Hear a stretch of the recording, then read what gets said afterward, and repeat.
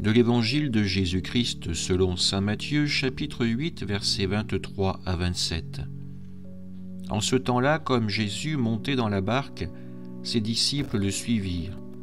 Et voici que la mer devint tellement agitée que la barque était recouverte par les vagues. Mais lui dormait. Les disciples s'approchèrent et le réveillèrent en disant « Seigneur, sauve-nous, nous sommes perdus. » Mais il leur dit « Pourquoi êtes-vous si craintifs, hommes de peu de foi ?» Alors Jésus, debout, menaça les vents et la mer, et il se fit un grand calme. Les gens furent saisis d'étonnement et disaient « Quel est donc celui-ci pour que même les vents et la mer lui obéissent ?» Acclamons la parole de Dieu. Frères et sœurs, le passage de l'Évangile de Matthieu que nous venons d'entendre nous décrit une barque ballottée par une mer déchaînée, des disciples terrifiés et Jésus au milieu de la tempête qui dort paisiblement. Ce récit nous rappelle que les tempêtes font partie de notre existence. Comme les disciples, nous traversons des moments d'agitation, d'incertitude, voire de peur face aux épreuves de la vie. Maladie, deuil, échec ou incertitude face à l'avenir.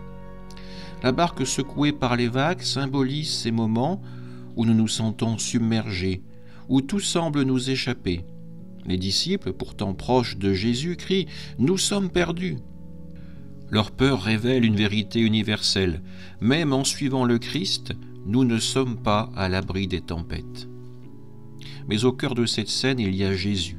Il dort, non pas par indifférence, mais parce qu'il est en paix, pleinement confiant en la puissance de Dieu. Sa sérénité contraste avec l'angoisse des disciples. Lorsqu'il le réveille, il ne se contente pas de calmer la mer. Il les interpelle d'abord sur leur foi. « Pourquoi êtes-vous si craintifs, hommes de peu de foi ?» Cette question nous est adressée à nous aussi. Face aux tempêtes de notre vie, où plaçons-nous notre confiance? Nous tournons-nous vers le Seigneur avec foi ou laissons-nous la peur prendre le dessus? En se levant, Jésus montre sa puissance divine. D'un mot, il apaise les vents et la mer. Ce miracle n'est pas seulement une démonstration de pouvoir, mais une révélation de son identité. Les gens s'étonnent. Quel est donc celui-ci pour que même les vents et la mer lui obéissent?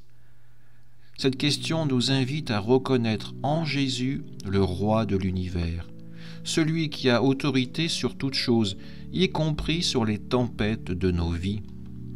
Frères et sœurs, cet évangile nous appelle à renouveler notre foi.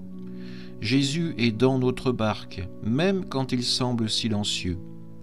Les tempêtes ne signifient pas son absence, mais elles sont une occasion de nous tourner vers lui avec confiance.